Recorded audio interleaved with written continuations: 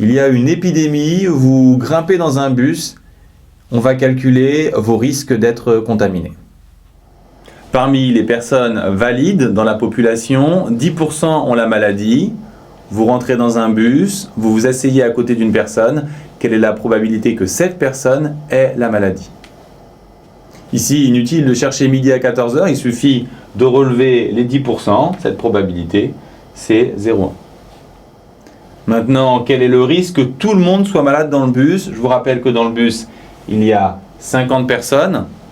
Donc il faut que la première personne soit malade, 0,1. La deuxième aussi, 0,1 fois 0,1 et ainsi de suite sur 50 personnes. Donc la probabilité qu'il y ait 50 malades, on va noter X, le nombre de malades. La probabilité qu'il y ait 50 malades, c'est 0,1 puissance 50. Ce risque est quasiment nul. Question plus intéressante, quelle est la probabilité que personne ne soit malade? Il y a 10% de chances qu'une personne soit malade, donc la probabilité qu'elle ne soit pas malade, c'est 0,9. C'est intéressant de le préciser tout de suite.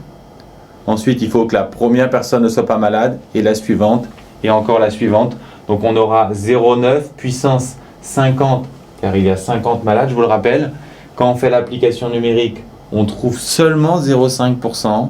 Donc vous avez peu de chances de rentrer dans un bus dont l'air n'est pas contaminé. Quelle est la probabilité qu'il y ait au moins un malade dans le bus?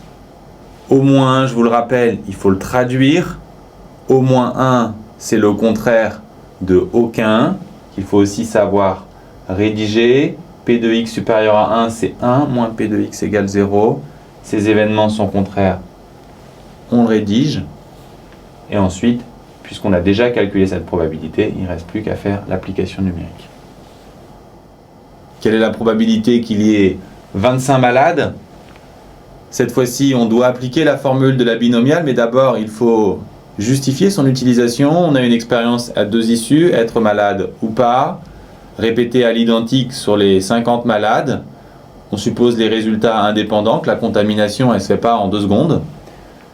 Donc on peut appliquer une loi binomiale, les paramètres n égale 50, la probabilité du succès qui ici est être malade, c'est 0,1 et on s'intéresse bien sûr au nombre de succès, donc au nombre de malades.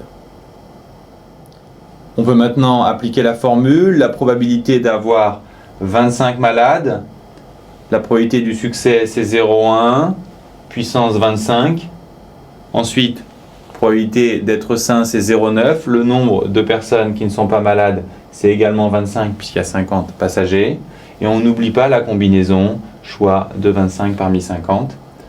Ensuite, on calcule la valeur de la combinaison et les puissances. On fait l'application numérique, on trouve 10 puissance moins 12.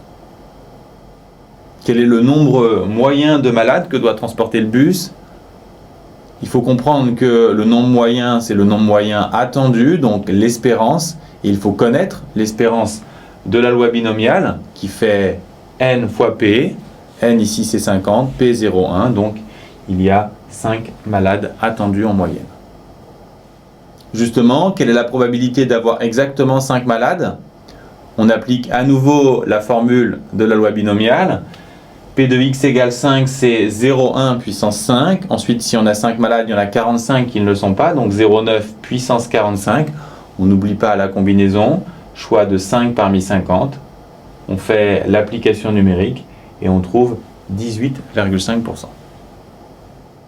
On peut noter qu'on a près de 20% ici, qui est un résultat assez élevé, ce qui n'est pas surprenant puisqu'on a calculé la probabilité d'avoir une valeur égale à la moyenne et que les valeurs qui sont autour de la moyenne donnent des résultats toujours élevés.